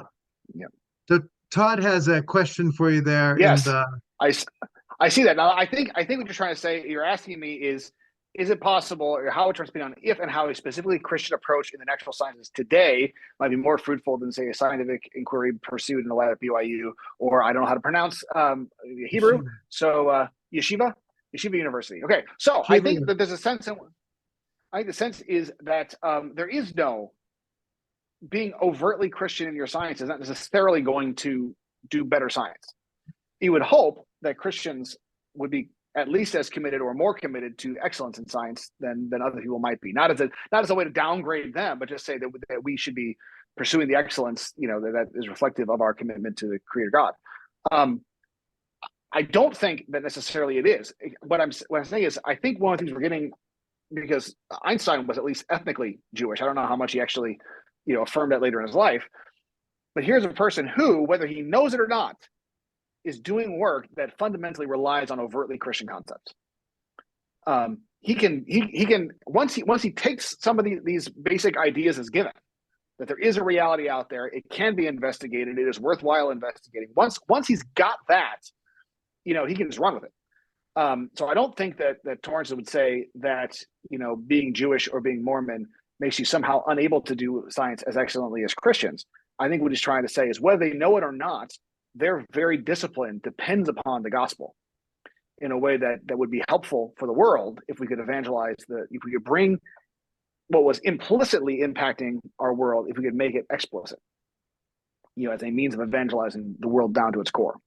There was a book that came out while I was at New College, The Tao of Physics. An attempt to link the philosophy I've heard of it with physics, and Tom was rather frustrated that the author had contacted him years before and said, "What do you think of this thesis?" He said, "No, I don't think so." And it was just a basic, some of the basic concepts of Tao did not chime in with what he thought were basic approaches to reality that would be fruitful. But that was not to say that if somebody is a practicing Taoist, that somehow they can't be a scientist, because that's blatantly false. One of the most scientifically rapidly developing countries in the world is India, and they're all Hindu. So how does that work? One of the things that the faculty at New College say, remember the methodological atheism that is built into the scientific method. You have to bracket your personal faith, put it over there, and study. Otherwise, you're constantly going to be importing your particular prejudices into your science, and it's going to pollute everything. It'll bias everything. So no, we're not going to. You don't put it as a major thing on your application to go to Oxford to study physics. Are you a practicing Christian? We don't take people that aren't. That is ridiculous, and it takes everything back to the old religious bigotries of the 1600s, 1700s, and even the 1800s, when you couldn't have a Jew on a jury because nobody could trust their word. The one variation on that would be TF saying, "Yeah, I'll teach theology at Princeton, and it will be scientific theology," because he assumed the nature of the person being different, not merely the individual, as contemporary science and philosophy views the nature of the person. So to have an onto-relational understanding of the person actually lays a foundation that one might want to go to Oxford and say, we've been told that we are individuals separate from one another, and that our thoughts, feelings, and behaviors is the constitution of who we are. But that may be a Newtonian way of thinking that's blinding us to what a more adequate relational view of the person means, and my theology. And I'm thinking of James Clerk Maxwell and his field theory to say we need to get back to these Christian scientists and once again see that it opens up avenues of the nature of the person that we basically have turned a blind eye to, and to say, because we don't know how to get along. We don't know how to understand emotions. We are run by them without understanding the dynamics that are going on there. In John McMurray's sense, that we are born 100% personal beings, and then we're given words, dada, mama, milk. And he says that process of getting words, that we think that's the relational world, but it's what our parents give us to interpret the objects of our world and some kind of relation to getting our needs met. But to see that whole world of the rational is a secondary thing that is after we've been personal, and we need persons to teach it, but we end up thinking that the rational is the real and not the world of interpersonal ways of being that require these communities and language to connect us and all that. So to say the nature of Oxford and to be able to bring in a more Christian Trinitarian way of thinking about personhood might be exactly the appropriate kind of thing for the field of science within which Torrance really wants to drive, and seems to always be saying, if only the sciences of the personal, the social would catch up with the physical sciences. And I think this is exactly where the Christian voice has something to say. I want to share with you a story that Elmer would always share with us as he would teach theology, and he would say that he goes and he watches the postmodern relativists who say that nothing has ontological reality; it's all just constructs. And he says, I know that they're lying because I watch them as they leave the conference centers and they're in the big cities and they try to cross the street and they wait for the green light and they look both ways because they realize that cars have ontological reality that they cannot just deny away. The reason why I say it is to say, anybody can pick up the tools of science and run with them, at least theoretically. I mean, there's talent and hard work and all the rest. But the question that becomes, like if you are somebody who believes fundamentally, if you claim to believe fundamentally that the universe is an illusion, if you're the kind of person, if you're like Zeno, and you think that motion is fundamentally not real, that perspective cannot generate modern science as we know today. It just can't, because there is no. the reality, the appearances and reality are so out of sync. There's no way to get from one to the other. If you're the kind of, if you believe that the world is created by a whole pantheon of the Greek and Roman gods who are at war with one another, and there is no all-pervading order, you cannot begin doing science. It cannot start. Once you've learned science somewhere else, you can do it. Now you can only do it by having your practice disagree with your fundamental convictions about the nature of reality. Or you could say that actually your real fundamental convictions are that there is order, in which case you ought to perhaps revise what you think you believe about the creation. In the same way, you could argue that if this question of, once we inject science into the world, you can take it. But the question I think that Torrance is raising is, what convictions would give rise to it in the first place? I mean, because the thing is, at the time when natural science was rising in Europe, I mean, there was better mathematics, better engineering going on in the Muslim world and in India. India had a ridiculously advanced mathematics compared to Europe at the time, and yet, why didn't it start there? Nothing special about it, other than the fact that it's not that they were better at mathematics, it's not that they were better at engineering, but they come at creation with this notion of it has a created intelligibility that is neither identical with God, nor is it totally unreliable and made from chaos. And I am not familiar with other perspectives that do that. And so I think that's really what Torrance is saying, is we should be aware of the fact that perhaps we've actually been better at evangelizing the world through the scientists as far as basic shared assumptions about the nature of the world. No, it's not overtly Christian. It's like the Big Bang Theory. I don't know about any of you guys. So I grew up in an era where, and I didn't grow up in the church as a young child, that I always kept hearing the Big Bang Theory. This is the most godless, terrible thing in the whole wide world. And I thought, oh, it must be terrible. Well, I find out that before we had the Big Bang Theory, we had the steady state theory, and that says the universe is eternal and unchanging and infinite. Well, guess which one of those sounds a whole lot more like the Christian perspective on creation. And it's amazing to me that we can then take the things that in some ways have brought science and faith closer together, and we use it as a means to fan the flames of conflict between them. I think it's Karl Barth says the history of the church is really just the history of the problems the church has caused for herself. And I think we see that. We take some of the greatest ways in which we can say the gospel is really making a difference at a subtle level under the surface, and we transform it into a reason why we have to be at war with science. And it breaks my heart. And the nature of the word evangelizing, I mean, it is that metanoia, and metanoia at some level is the basic of being transformed by the reality that there is a God who makes this world that is orderly, that we can come to understand more, that we are given the freedom to explore, understand, and live within the world as God has made it. And the resonance, rather than the dissonance, is the ability to recognize that the meaning and purpose, which science doesn't want to really engage, is brought in, so that the good news is the meaningfulness that Torrance really wants to bring in the conversation between science and theology, that just gives us an ability not to live the meaningless, inconsiderate life, but to live in such a way that we are encountering reality, to use the title of your book. And that most people they want reality, but they don't even know what reality is. And to say that when the gospel is properly presented, that there is a God who creates, gives meaning, gives order, allows us to grow within it, that is contra a world that is meaningless, that has no direction to it, that you kind of stumble and survive, and that is kind of it.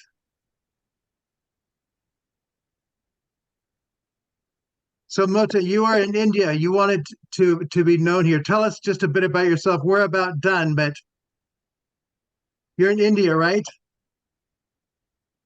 Yeah, I am from India. Yeah, so just give us a quick statement about who you are before we end up here. We've been going for about 2 hours, so do you want to introduce yourself? No. It's okay. Okay, good. Well, I wanted to provide the opening for you. So greetings to you. We have people from around the world. I want to say hi to all. Very good. Where in India are you? South part of India, Andhra Pradesh. Very good. Okay, well, I think we are approaching the end. Travis, we want to thank you for not only today, but just the obvious years of work that you have put into studying the subject. We will be doing Theological Science, the book, and we will have you on there, probably multiple chapters. I'll get from you which chapters you'd like to explore with us. But it truly is wonderful to engage deeply and broadly and to have the kind of conversation that we're able to have today. Did Well, anyone? it's not fair to other people, but when it comes to like theological science and transformation, convergence, the frame of knowledge, reality and evangelical theology, man, I'll take any of those weeks you want. Well, you know what? I am marching through, and we've I think done already 6 books in the Torrance, which there are kind of 20 major books. So I mean, we're marching through, and it's 2 or 3 a year that we can do. So I will keep scheduling them in once a month. I think is a nice kind of pattern, doing other things, but having people like you makes it a high point of the month. So did anyone have any final questions or comments for Travis before we sign off? Thank you. Oh.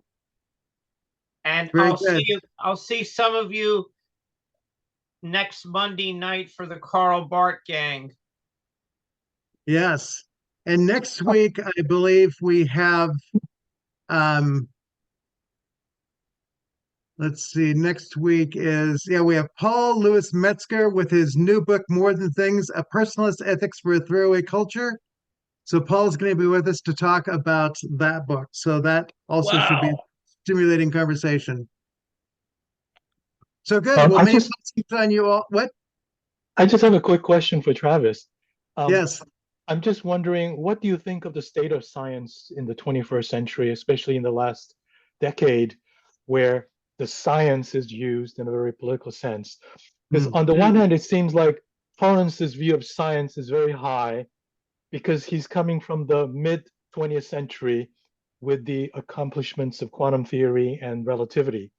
But it seems like subsequent to that, I fear that our view of science has become very fragmented and that postmodernism has intruded and that we are losing the realism that scientists have had.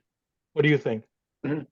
Well, I think that it's really interesting because I think that some of this has to do with the fact that we have some unpaid bills in science as well, where, I think you're absolutely right, because I think that, especially in a pre-World War II, pre-industrial, when you look and you see over and over and over again, the situation is that, the church says it's X, science says it's Y, and then within 20 years, the church has changed its mind to affirm the scientific perspective. That happens over and over and over and over again, going back to Galileo and all the rest. And then at the same time, you're having these massive, huge public health, changes, penicillin and, all these other things. And so it becomes the kind of thing where it almost becomes like a transposing kind of a post-millennial eschatological view into science. Here we are, we're going to have this 1,000-year reign of healings and and fighting death and all the rest. And now we live in a post industrial revolution where we see the economic damage that science and technology have done to the world. We live in a post World War II where we see the very real danger of nuclear destruction. We are seeing how it's impacting all kinds of things. And I think that we definitely have less of a presupposition that science is either overtly good or even neutral, that there's an elected who have seen the potential harm being done by it. Now, I think that if we look at it on balance, I think there's still probably more good than bad from science. But I think it's a real thing. I mean, I think it's real. And I think, unfortunately, what I worry about, especially kind of in this most recent experiments we've had with science communication with COVID, is people have used science as a stick to beat people with, and we have almost a scientific fundamentalism that says you will say only these things or you will be marginalized. And I don't think that. And while I don't want to necessarily, I believe very strongly in the power of vaccines. That's one of the best public health measures that we've ever developed in history. And yet at the same time, I think it's the same problem as you have with a religious fundamentalism, where if we just beat you with a stick and we don't actually take the time to actually educate and get down to the root causes, I think that we're doing more harm than good. So I lament that. I think that, but at the same time, I don't want to shout down 100% people who have some questions, because some of the things that science has done over the years has been highly questionable. But I think at the same time, this just like with a religious fundamentalism, I think there's no substitute for actually having love and compassion and meeting people where they are. And I think shouting from a distance is not ever going to be the solution. Excellent answer. Very good. Blessings on you all and Happy New Year. Happy New Year. Okay, take care. Thanks, Travis. Thank you.